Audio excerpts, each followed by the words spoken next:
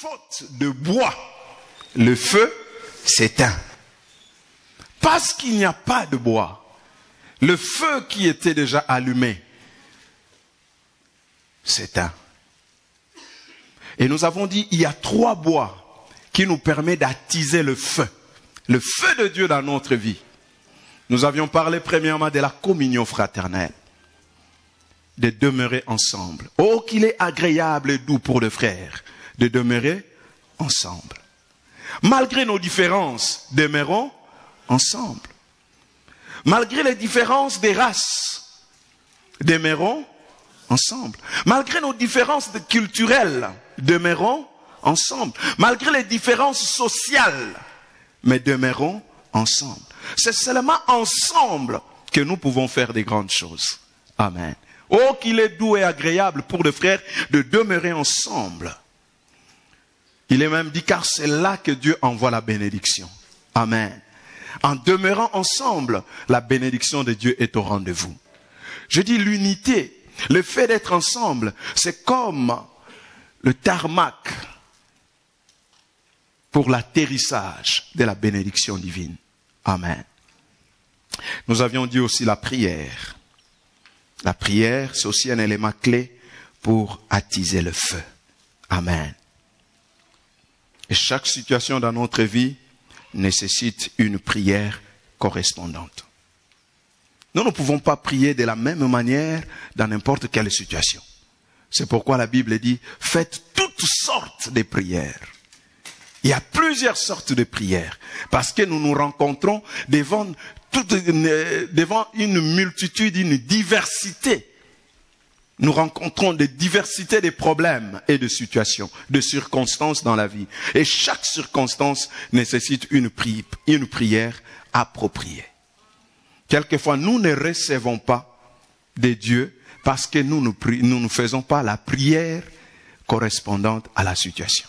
Nous avons parlé de Samuel. Alors que Dieu avait déjà rejeté Saoul, le roi Saoul, mais Samuel, lui, continuait seulement à prier et à intercéder pour lui. Ce n'était pas une prière correspondante. Jusqu'à ce que Dieu a dit à Samuel, cesse de pleurer pour lui. Je l'ai déjà rejeté. Amen. Et aujourd'hui, nous allons parler de notre dernier bois. Le dernier bois.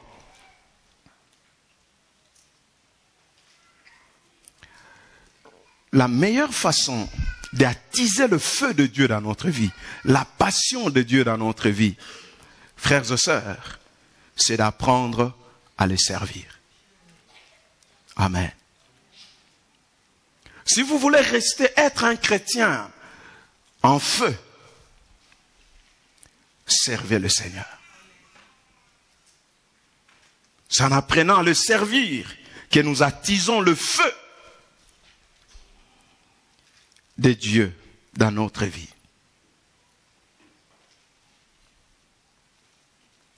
Vous savez, depuis le commencement, depuis la création, Dieu, en créant l'homme, il a créé pour le service.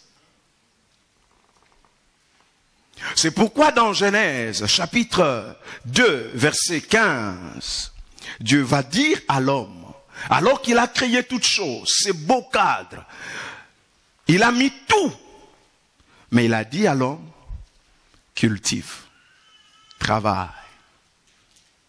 Amen.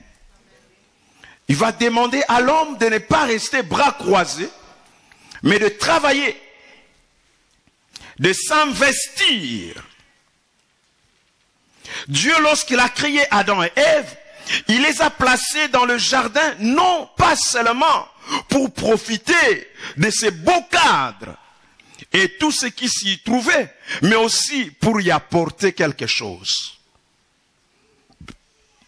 Mais pour y apporter quelque chose, travailler au développement de tout ce qui s'y trouve. Sans fin qu'ils puissent travailler au développement de tout ce qui s'y trouvait. Il y avait déjà tout. Mais Dieu lui dit, travaille. Amen. J'aimerais nous dire ce matin, frères et sœurs,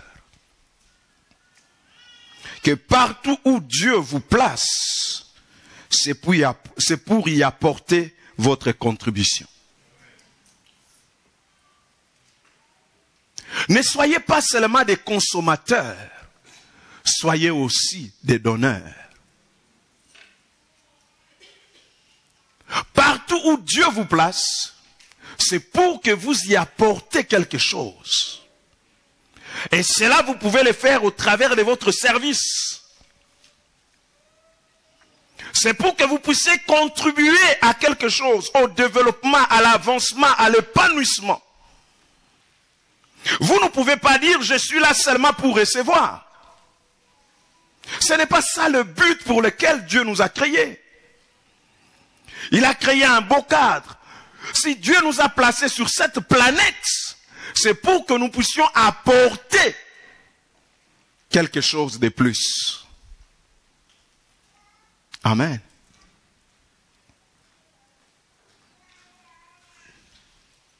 C'est pour apporter quelque chose de plus. Et ça, c'est le but pour lequel Dieu nous a créés.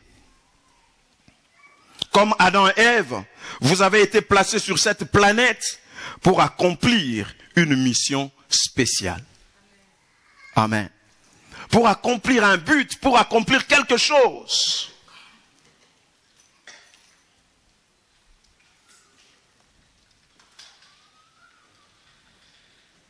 Vous savez, c'est bizarre quand Dieu parle dans le livre d'Apocalypse, parlant de ceux qui sont morts, il dit, heureux dès à présent ceux qui sont morts dans le Seigneur. Ils se reposent, car leurs œuvres les suivent. Amen. Car leurs œuvres les suivent. Les œuvres qu'ils ont accomplies étant vivants, ces œuvres parlent, témoignent d'eux. Est-ce que vous pouvez m'aider à dire à quelqu'un à côté de vous, faites quelque chose?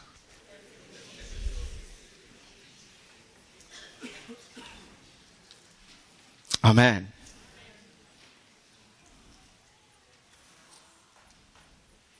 Nous sommes placés sur cette terre pour servir.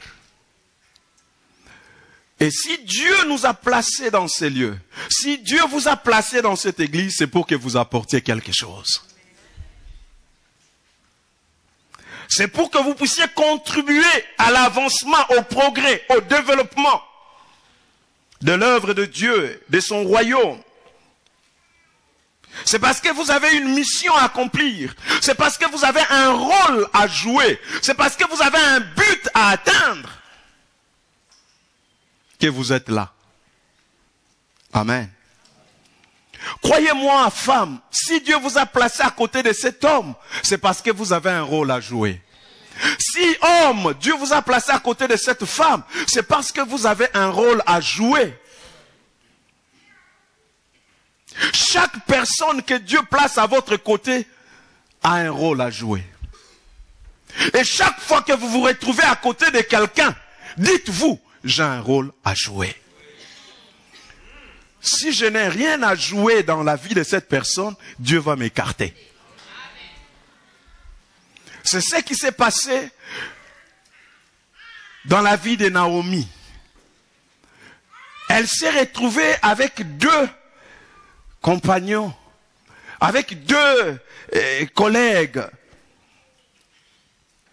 Orpa et Ruth. Tous les trois étaient veuves, parce que toutes ont perdu leur mari.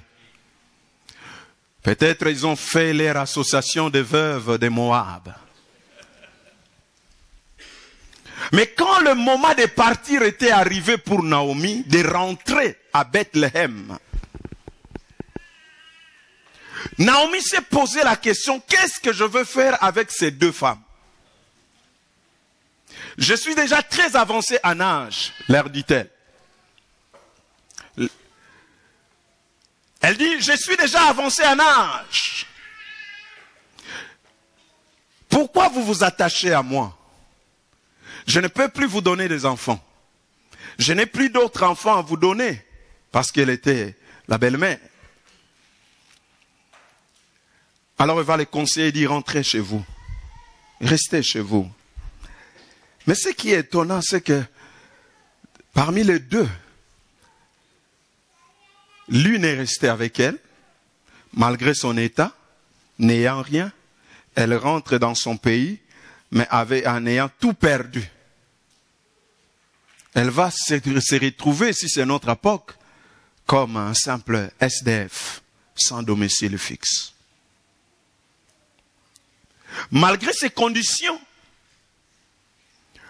quant à Orpa, lui, elle se retire. Elle dit non, moi je rentre. Mais Ruth, elle reste attachée.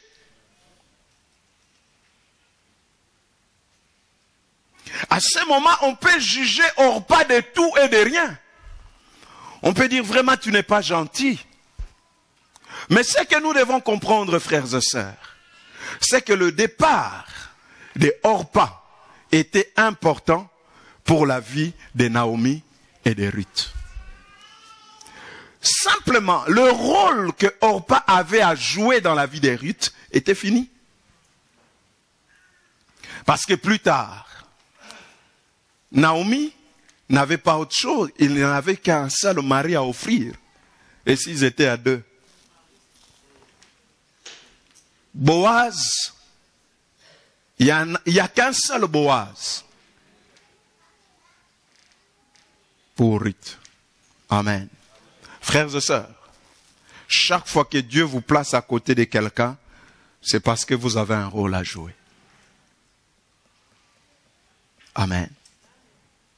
C'est parce que vous avez un rôle à jouer. Ne prenez pas ça comme quelque chose de hasard. Oui, c'est par hasard. C'est juste un coup de chance que je me suis retrouvé là. Non. Si vous vous êtes retrouvé là, c'est parce que Dieu sait que vous avez quelque chose que là où vous êtes ont véritablement besoin. Ce n'est pas... Oui, c'est vrai, vous-même, vous dites, je ne pensais même pas, mais voilà, je ne pensais pas rester dans ce pays, mais voilà, j'ai atterri ici, et je suis là. Vous croyez que c'est par hasard? Peut-être pour vous, mais pas pour Dieu. Car ces choses ont été préparées d'avance. Et si Dieu vous a voulu sur ces sols, c'est parce que vous avez un rôle à jouer. C'est parce que vous avez quelque chose à apporter. Comprenez cela. C'est pourquoi vous ne pouvez pas rester bras croisés, oisifs, spectateurs. Vous devez apporter votre contribution. Amen. Aidez-moi encore à dire à quelqu'un, fais quelque chose. Car c'est le but pour lequel Dieu nous a créés. C'est pour que nous fassions quelque chose. Comment pouvez-vous imaginer dans le jardin d'Éden où tout semblait être parfait? Dieu pouvait dire seulement à l'homme, repose-toi, j'ai déjà tout fait. Mais il dit non, j'ai tout fait. Tu as tout trouvé. Tout est là potentiellement. Mais il faut travailler pour en profiter, pour bénéficier. Le potentiel est là. Amen. C'est très important. C'est que nous devons aussi comprendre, frères et sœurs, que nous sommes aussi sauvés pour servir. Nous sommes sauvés pour servir. Christ est mort à la croix, il nous a rachetés de nos péchés, il nous a pardonné de tous nos péchés. Ce n'est pas pour nous préparer seulement à aller au ciel, mais c'est pour et surtout que nous puissions le servir. Amen. C'est ce que nous dit 2 Timothée chapitre 1 verset 9. Il nous encourage à cela. Il dit que la vocation, nous avons été sauvés pour le service, pour la vocation auquel Dieu nous a appelés. Pour les choses desquelles Dieu nous a appelés. Frères et sœurs, les services ne vous sauvent pas, mais vous êtes sauvés pour servir. Le service ne sauve pas. Parce que beaucoup de gens pensent qu'ils seront sauvés parce qu'ils font des dons aux associations. Beaucoup de gens pensent qu'ils seront sauvés parce qu'ils sont trop gentils avec les gens. Ils aident les personnes âgées et disent oui, je serai sauvé. Ça ne sauve pas. Il n'y a que la foi en Jésus-Christ qui sauve.